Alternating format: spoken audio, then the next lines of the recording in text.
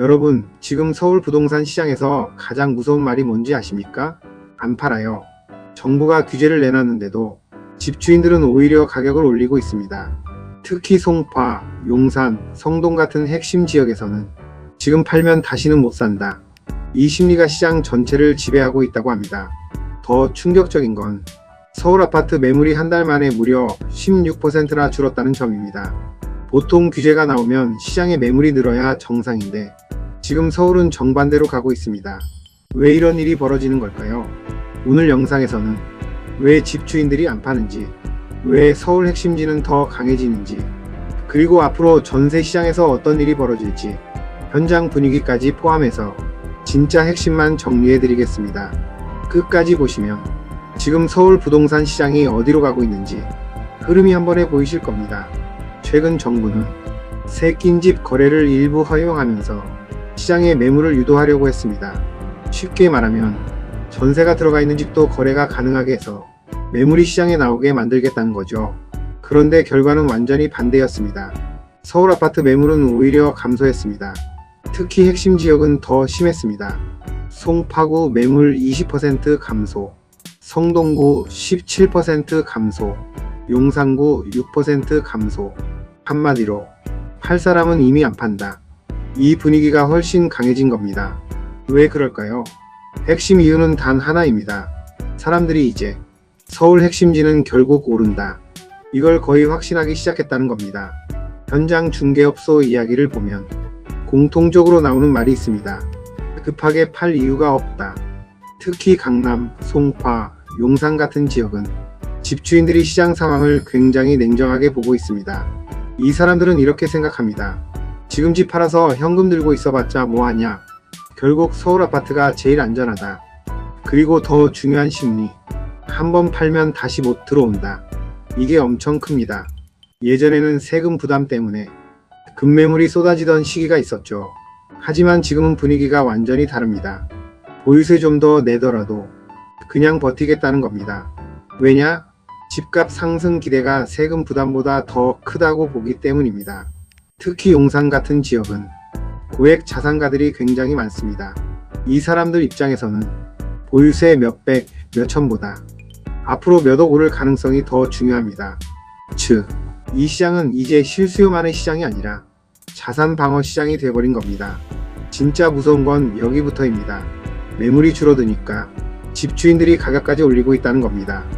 예를 들어 송파 파크리오 실거래 최고가는 약 32억 수준인데 현재 시장 호가는 이미 31억 이상 형성돼 있습니다. 예전 같으면 거래가 안 되면 가격을 내렸겠죠. 근데 지금은 반대입니다. 안 팔리면 그냥 내가 들고 있지 뭐. 이 마인드입니다. 특히 지방 거주 고령층 1주택자들도 매도를 고민은 합니다. 그런데 가격은 절대 안 깎습니다. 오히려 이렇게 생각합니다. 서울집은 결국 자식들 자산이다. 실제로 현장에서는 자녀들이 부모에게 절대 팔지 마세요 라고 말리는 경우가 굉장히 많다고 합니다. 이게 중요한 이유가 뭘까요? 서울 아파트가 이제 단순한 집이 아니라 가문의 자산처럼 인식되기 시작했다는 겁니다. 여기서 더 흥미로운 변화가 있습니다. 집주인들이 단순히 버티는 게 아니라 갈아타기를 준비하고 있다는 겁니다. 예를 들어 중장년층은 더 상급지로 이동, 고령층은 면적 줄여 다운사이징, 하지만 핵심지 한 채는 끝까지 보유.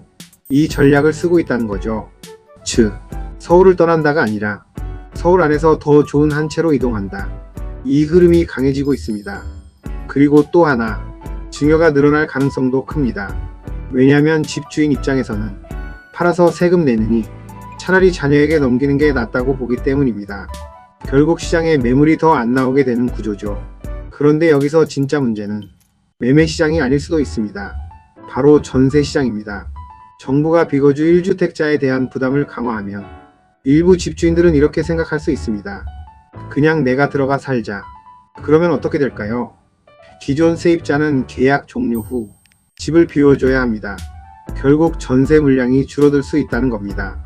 특히 서울 핵심지는 전세 공급 자체가 부족한 지역이 많습니다. 여기서 실거주 전환이 늘어나면 전세 가격 불안으로 이어질 가능성이 있습니다. 현장 중개업소에서도 이 부분을 가장 걱정하고 있습니다. 결국 부담은 세입자에게 갈 수 있다. 이 말이 계속 나오고 있습니다. 정부는 이야기합니다. 무주택자가 매수로 이동하면 시장 균형에는 문제없다. 하지만 현장은 다르게 보고 있습니다. 왜냐? 지금 서울 핵심지는 단순한 부동산이 아니라 희소 자산으로 인식되고 있기 때문입니다. 사람들이 이렇게 믿기 시작하면 규제로 움직이기가 굉장히 어려워집니다. 특히 공급 부족 우려, 서울 집중 현상, 자산 양극화까지 겹치면서 서울 핵심지는 결국 오른다. 이 믿음이 더 강해지고 있습니다. 결국 지금 서울 부동산 시장의 핵심은 단 하나입니다.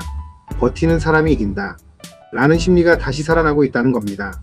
그래서 지금 시장은 규제로 눌리는 시장이 아니라 오히려 좋은 입지는 더 안 판다. 이 방향으로 흘러가고 있습니다. 문제는 이렇게 되면 서울 집값은 더 양극화될 가능성이 크다는 겁니다. 핵심지는 더 잠기고 실수요자 진입은 더 어려워지고 전세 시장까지 흔들릴 수 있습니다.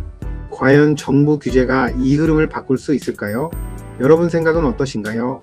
지금 서울 핵심지 앞으로도 계속 오른다고 보십니까? 댓글로 여러분 의견 남겨주시고 영상 도움 되셨다면 좋아요와 구독 부탁드립니다. 다음 영상에서 더 중요한 이야기로 찾아뵙겠습니다.